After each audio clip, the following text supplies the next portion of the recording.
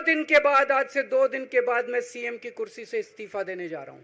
अंग्रेजों ने भी नहीं सोचा था कि आजाद भारत के अंदर 95 साल के बाद अंग्रेजों से ज्यादा क्रूर और अत्याचारी शासक इस देश के ऊपर आएगा। 95 साल के बाद मनीष सिसोदिया और केजरीवाल एक ही केस में जेल जाते हैं।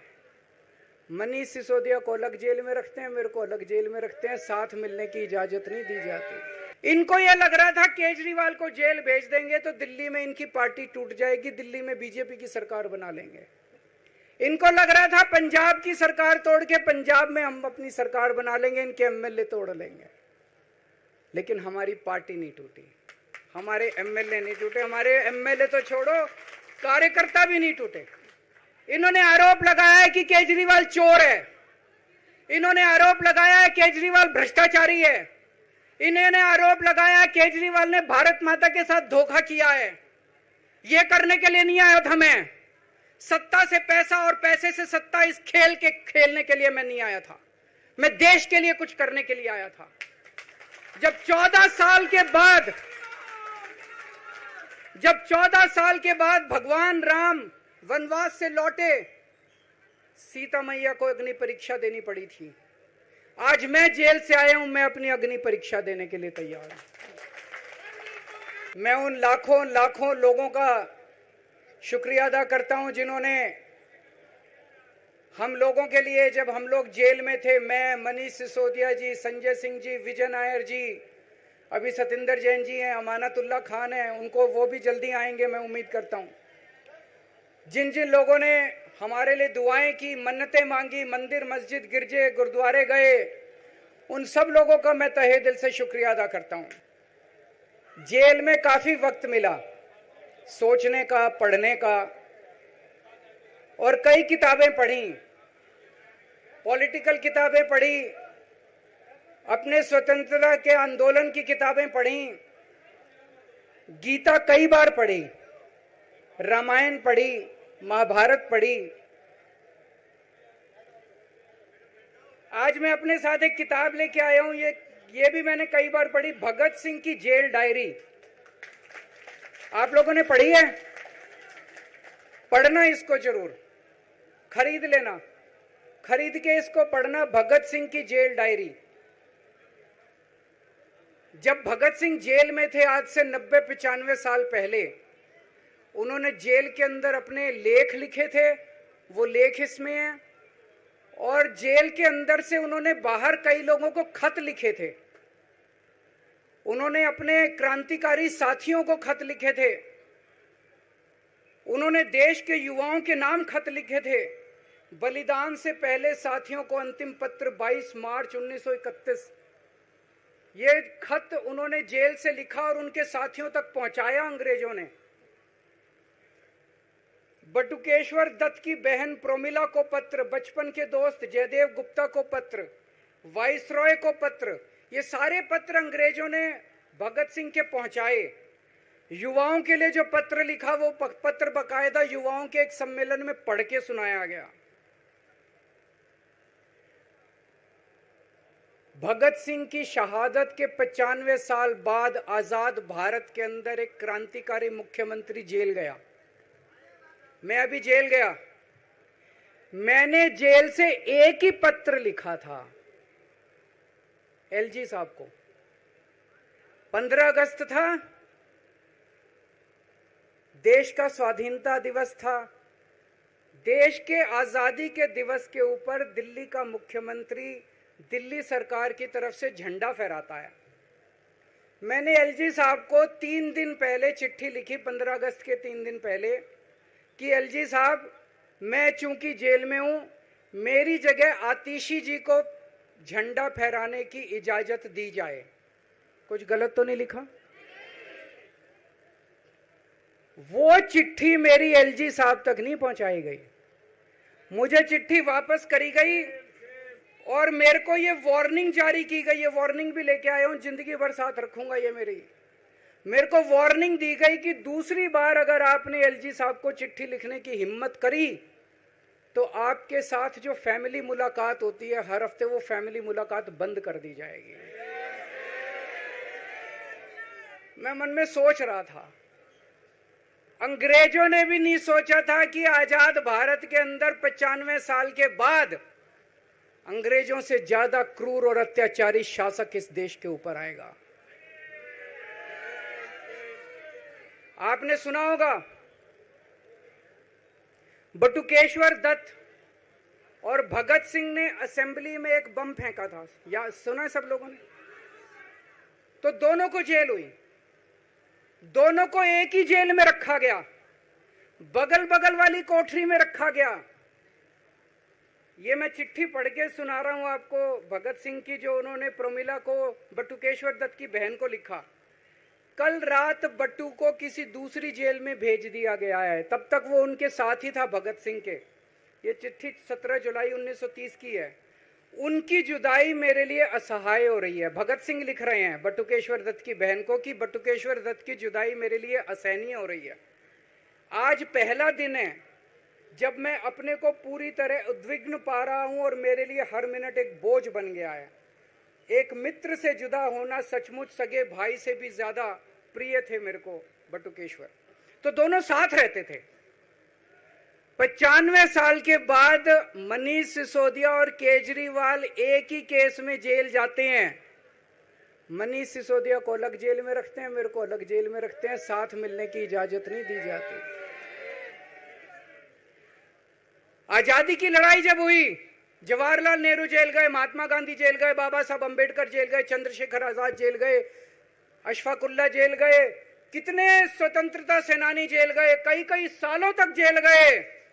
जब वो जेल जाते थे, उनसे मुलाकात के लिए उनके साथी उनसे मिलने जाया करते थे, उनके घर के लोग जाते थे, उनके रिश्तेदार उनसे मिलने जाते थे, और जब वो मिलने के लिए जाते थे वो उनसे पॉलिटिकल बातें करते थे।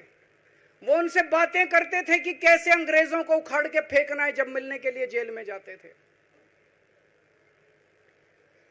जब मैं जेल में था, एक दिन संदीप पाठक मेरे से मिलने के लिए आया। मैं भी पॉलिटिकल आदमी हूं, वो भी पॉलिटिकल, हमारी पार्टी का संगठन मंत्री है। आके उसने मेरे से पॉलिटिकल बातें करी। और क्या करता, रोमांटिक बातें थोड़ी करता। तो पॉलिटिकल आदमी वो, पॉलिटिकल आदमी मैं। मैंने उससे पूछा देश में क्या चल रहा है, उसने देश की पॉलिटिकल हालत बताई। मैंने उससे पूछा पार्टी में क्या चल रहा है, उसने संदीप पाठक को ब्लैकलिस्ट कर दिया गया। उसके बाद मेरे से मिलने नहीं दिया गया। भगत सिंह जब फांसी पे चढ़े, उन्होंने सपने में भी नहीं सोचा था कि ऐसा भारत होगा। आज से 95 साल के बाद इस देश के अंदर इतनी क्रूर और अत्याचारी सरकार आएगी कि अंग्रेजों को भी पीछे छोड़ देगी। दोस्तों,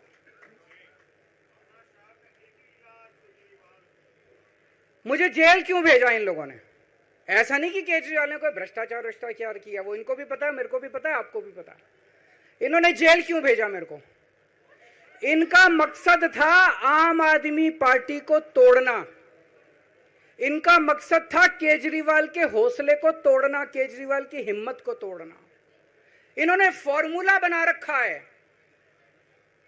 आप देख रहे हो किस तरह से एमएलए तोड़ दो, एमएलए खरीद लो, ईडी भेज के डरा दो, सीबीआई भेज के डरा दो, फर्जी केस कर दो, जेल में डाल दो, पार्टी तोड़ दो। महाराष्ट्र में कैसे उन्होंने 2-2 राष्ट्रीय पार्टियां तोड़ दी। पार्टी तोड़ दो, सरकारें गिरा दो और अपनी सरकार बना लो।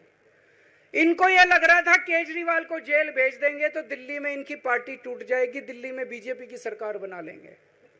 इनको लग रहा था पंजाब की सरकार तोड़ के पंजाब में हम अपनी सरकार बना लेंगे, इनके एमएलए तोड़ लेंगे। लेकिन हमारी पार्टी नहीं टूटी, हमारे एमएलए नहीं टूटे। हमारे एमएलए तो छोड़ो, कार्यकर्ता भी नहीं टूटे। इनकी बड़ी बड़ी साजिशों के खिलाफ, बड़े बड़े षड्यंत्रों के खिलाफ केवल आम आदमी पार्टी में ताकत है जो आज इनका सामना कर रही है। इनको लगा केजरीवाल के हौसले तोड़ देंगे। आज मैं आपके सामने खड़ा हूं और मैं पूरे विश्वास के साथ कह रहा हूं कि जेल के इन 150-200 दिन जो मैं जेल में रहा, इन दिनों ने मेरे हौसले को और 100 गुना बढ़ा दिया है, कम करने की बजाय। ये लोग पूछते हैं कि केजरीवाल जब जेल में था इसने इस्तीफा क्यों दिया, क्यों नहीं दिया? जेल में से सीएम के पद से इस्तीफा क्यों नहीं दिया? मैंने इस्तीफा इसलिए नहीं दिया क्योंकि मैं देश के जनतंत्र को बचाना चाहता था। इन्हें जो इतने फॉर्मूले बना रखे हैं, एमएलए तोड़ दो, पार्टियां तोड़ दो, एमएलए खरीद लो, डरा दो, अब एक फॉर्मूला और इन्होंने नया बनाया है। जहां जहां ये चुनाव हारे वहां वहां के मुख्यमंत्री पे फर्जी केस करके उसको गिरफ्तार कर लो और उसकी सरकार गिरा दो।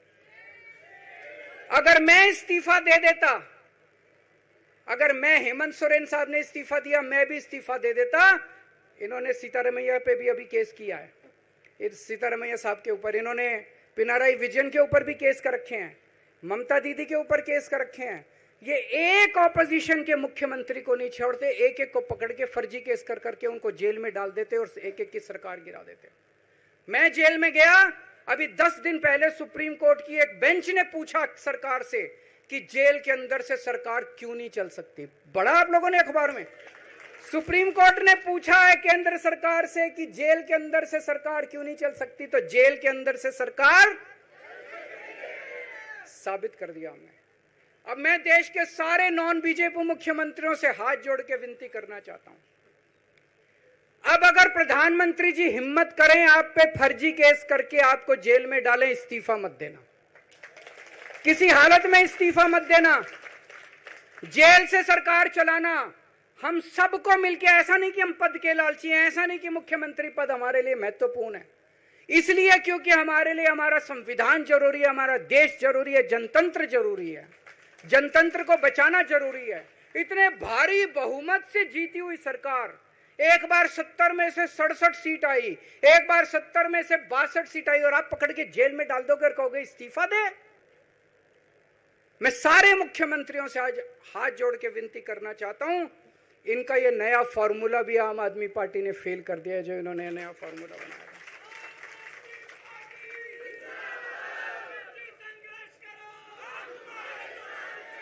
आज इनकी हर षड्यंत्र, हर साजिश से सामना करने की ताकत आम आदमी पार्टी में है। क्यों?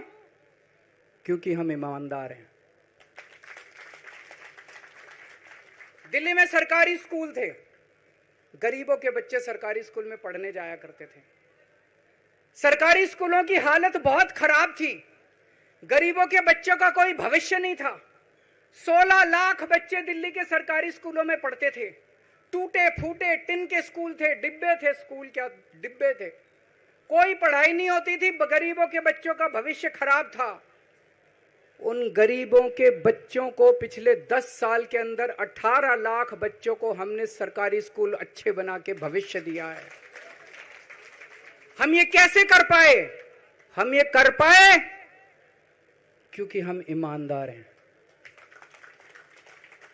आज अगर किसी के घर में कोई बीमार हो जाए, प्राइवेट में ले जाओ, लाखों लाखों रुपए खर्च हो जाते हैं। अगर थोड़ी सी सीरियस बीमारी हो, छोटी सी बीमारी हो, 10-15 हजार रुपए कहीं नहीं गए, इन बड़े बड़े अस्पतालों में ले जाओ। दिल्ली के अंदर हर सरकारी अस्पताल को शानदार बनाया, नए नए सरकारी अस्पताल खोले, गली गली में मोहल्ला क्लिनिक खोला, लोगों की चाहे अमीर हो चाहे गरीब हो, सबका इलाज, सबकी दवाइयां, सबके टेस्ट, पूरा इलाज मुफ्त कर दिया। क्यों? क्योंकि हम ईमानदार हैं। आज दिल्ली की महिलाएं जब बस में सफर करती हैं, उनकी टिकट नहीं लगती। बाकी देश की सरकारें घाटे में चल रही हैं, दिल्ली की सरकार ये सब सुविधा देने के बावजूद फायदे में चल रही है। क्यों? क्योंकि हम ईमानदार हैं। आज दिल्ली के अंदर इतनी सुविधाएं, 24 घंटे बिजली आती है आज दिल्ली में, पहले 8-8 घंटे के पावर लगते थे। हम ये कर पाए क्योंकि हम ईमानदार हैं। आज दिल्ली के लोगों को फ्री बिजली मिल रही है, कैसे? क्योंकि हम ईमानदार हैं। आज दिल्ली में जगह जगह सीसीटीवी कैमरे लग गए, स्ट्रीट लाइट्स लग रही हैं, लोगों को तीर्थ यात्रा कराई जा रही है। इतने कच्ची कॉलोनियों के अंदर पिछले 75 साल में इतनी सड़कें और गलियां नहीं बनी जितनी पिछले 10 साल के अंदर हमने सड़कें और गलियां बना दी।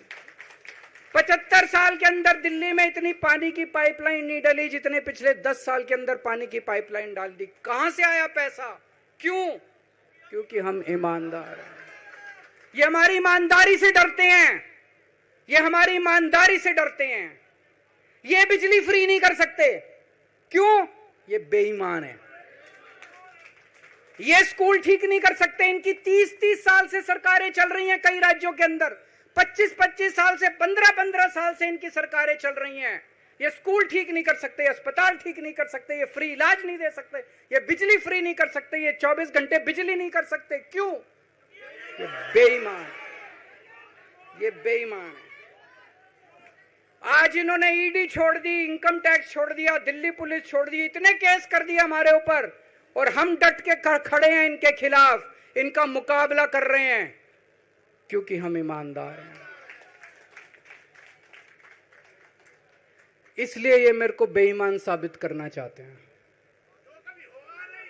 ये मेरे को बेईमान साबित करना चाहते हैं। मेरे ऊपर कीचड़ फेंक रहे हैं, मेरे ऊपर लांछन लगा रहे हैं, मुझे सुबह शाम गालियां देते हैं, लेकिन मेरे लिए बीजेपी इंपॉर्टेंट नहीं है, मेरे लिए आप लोग इंपॉर्टेंट हो। अगर देश की जनता, दिल्ली की जनता को लगता है केजरीवाल बेईमान है, मैं 1 मिनट के लिए सीएम की कुर्सी पे भी नहीं बैठूंगा, 1 मिनट के लिए मैं बैठने को तैयार नहीं। मैंने अपने जीवन में कुछ नहीं कमाया, मेरा बैंक अकाउंट खाली है, हमारी पार्टी का बैंक अकाउंट खाली है, मैंने जिंदगी में कुछ नहीं कमाया, अपनी इज्जत और अपनी ईमानदारी के सिवा मेरे पास कुछ नहीं आया। इनकम टैक्स में कमिश्नर की नौकरी करता था, 2000 में नौकरी छोड़ के सन 2000 से 2010 तक 10 साल मैंने दिल्ली की झुग्गियों के अंदर बिताए हैं। कुछ महीने दिल्ली की झुग्गियों में जाके रहा मैं, झुग्गी के अंदर, नंद नगरी, सुंदर नगरी की झुग्गियों के अंदर मैंने गली गली में खाक छानी है कि गरीब आदमी रहता कैसे, उसके घर का गुजारा कैसे चलता है। अगर पैसे कमाने हो तो इनकम टैक्स कमिश्नर की नौकरी बुरी नहीं थी। और जब मैंने नौकरी छोड़ी थी तब कोई पार्टी नहीं थी, कुछ नहीं थी, ऐसा नहीं था कि उस टाइम ये था मुख्यमंत्री बनने चला था या कोई पार्टी, कुछ नहीं था, कोई भविष्य नहीं था, केवल देश के लिए जुनून था कि देश के लिए कुछ करना है, देश के लिए कुछ करने हैं। 49 दिन की सरकार के बाद इस्तीफा दिया था, अपने उसूलों के लिए इस्तीफा दिया था, किसी ने इस्तीफा मांगा नहीं था, अपने आप इस्तीफा दिया था। आज के तारीख में, आज के जमाने में कोई अपनी चपरासी की नौकरी नहीं छोड़ता। मैंने मुख्यमंत्री की कुर्सी छोड़ी थी, अपने आप छोड़ी थी। ना पद का लालच है, ना दौलत का लालच है, केवल देश के लिए कुछ करने का जुनून है, देश के लिए कुछ करने के लिए आए हैं।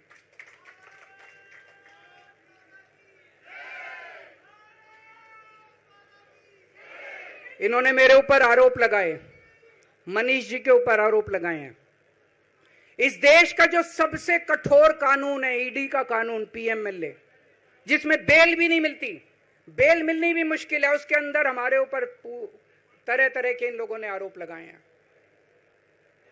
कोर्ट से हमको बेल मिल गई, उसके बावजूद आज की तारीख में, आज जो स्थिति है, इससे फालतू कोर्ट और कुछ नहीं कर सकता था जितना कोर्ट ने कर दिया हमारे पक्ष में। हम कोर्ट के बहुत शुक्रगुजार हैं। कोर्ट ने हमें बेल दे दी, अभी बेल तक ही दे सकता था। अब ये केस चलेगा। मैंने वकीलों से पूछा, मैंने कहा मेरा दिल कहता है कि जब तक ये मैं कोर्ट से बरी होके ना आ जाऊं तब तक मैं सीएम की कुर्सी पे नहीं बैठूंगा। उन्होंने कहा जी ये 10 साल चलेगा केस, कोई कह रहा है 15 साल चलेगा केस, कोई कह रहा है 20 साल चलेगा केस। तो केस ये अभी लंबा चलेगा। आज कोर्ट जितना कर सकता था, कोर्ट ने हमारे पक्ष में निर्णय लिया है, हमें बेल दे दी। उन्होंने ऐसे कानून में जिसमें बेल मिलनी नामुमकिन होती है, उन्होंने बेल दे दी।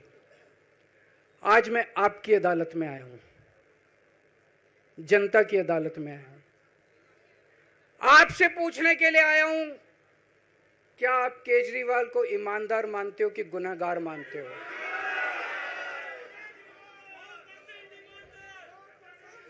मैं दिल्ली की जनता से पूछना चाहता हूं, मैं देश की जनता से पूछना चाहता हूं कि क्या केजरीवाल ईमानदार है कि गुनहगार है? दोस्तों, 2 दिन के बाद, आज से 2 दिन के बाद मैं सीएम की कुर्सी से इस्तीफा देने जा रहा हूं।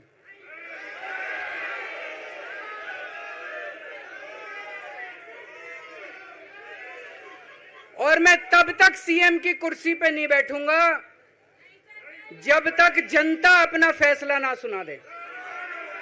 मैं जनता के बीच में जाऊंगा, गली गली में जाऊंगा, घर घर में जाऊंगा, और जब तक जनता अपना फैसला ना सुना दे कि केजरीवाल ईमानदार है, तब तक मैं सीएम की कुर्सी के ऊपर नहीं बैठूंगा।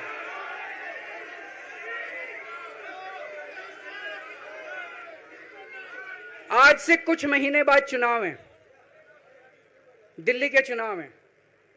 मैं जनता को निवेदन करना चाहता हूं, अपील करना चाहता हूं, अगर आपको लगता है केजरीवाल ईमानदार है, मेरे पक्ष में वोट दे देना।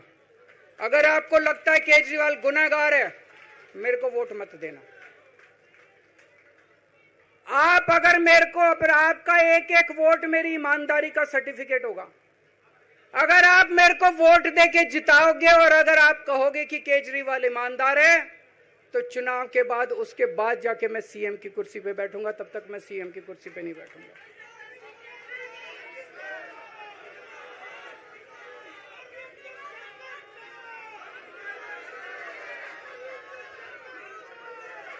आपको लग रहा होगा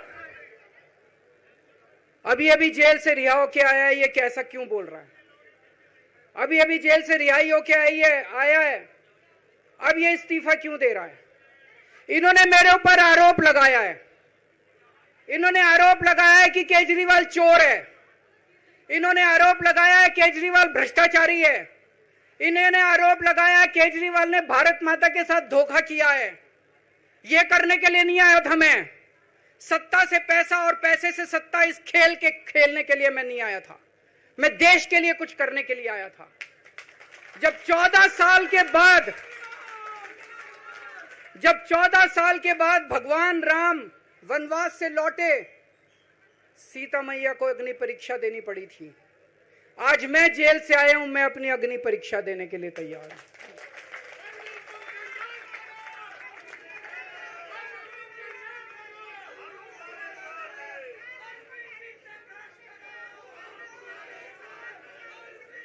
ये कुछ लोग बोल रहे हैं सुप्रीम कोर्ट ने कुछ कंडीशंस लगाई हैं, काम नहीं कर पाएंगे। पिछले 10 साल में इन लोगों ने कंडीशन लगाने में कोई कसर छोड़ी थी? एलजी साहब ने कंडीशन लगाने में कोई कसर छोड़ी थी? केंद्र सरकार ने 1 कानून, 2 कानून, 3 कानून, कानून पे कानून डाल के मेरी पावर छीन ली, पर आपके काम बंद नहीं होने दिए मैंने। ये कंडीशन हमारे लिए कोई वो नहीं रखती, कोई हमारे लिए अड़चन पैदा नहीं करती ये कंडीशन। इन कंडीशन को भी देख लेंगे, लेकिन मेरे लिए जो मायने रखता है वो है, मैंने अपनी जिंदगी में ईमानदारी कमाई है। अगर आपको लगता है केजरीवाल ईमानदार है, जम के वोट दे देना मेरे पक्ष में। चुनाव के बाद सीएम की कुर्सी पे जाके बैठूंगा।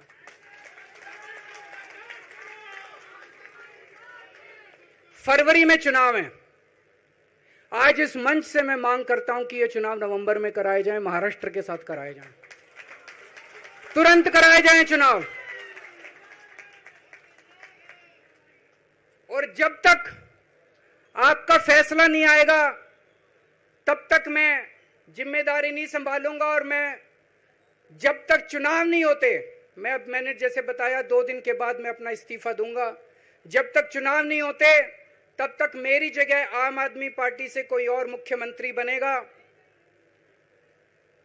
अगले 2-3 दिन के अंदर विधायक दल की मीटिंग होगी और विधायक दल की मीटिंग में अगले मुख्यमंत्री के नाम का तय किया जाएगा। मैं मनीष जी से बात कर रहा था, जो पीड़ा मेरे मन में है वो पीड़ा मनीष जी के मन में भी है। इनके लिए भी वही सब कहा गया जो मेरे लिए कहा गया है। मनीष जी का भी कहना है कि ये दिल्ली के उप मुख्यमंत्री और शिक्षा मंत्री और मंत्री का पद तभी संभालेंगे जब दिल्ली की जनता कहेगी कि मनीष सिसोदिया ईमानदार है। तो मैं और मनीष सिसोदिया, हम दोनों का फैसला आपके हाथ में है, जनता के हाथ में है। हम दोनों जनता की अदालत में जा रहे हैं, गली गली जाएंगे, जनता के बीच में जाएंगे और उनसे पूछेंगे, अगर जनता कहेगी ईमानदार है तो हम आके इसकी कुर्सी पे बैठेंगे। 2020 में आया था मैं, 2020 में मैंने कहा था मैंने अगर काम किया हो तो मेरे को वोट देना और काम नहीं किया हो तो वोट मत देना, कहा था कि नहीं कहा था? आज मैं आपके बीच में आया हूं, मैं कह रहा हूं अगर मैं ईमानदार हूं तो वोट देना, अगर मैं बेईमान हूं तो वोट मत देना, बिल्कुल मत देना। भारत माता की, भारत माता की।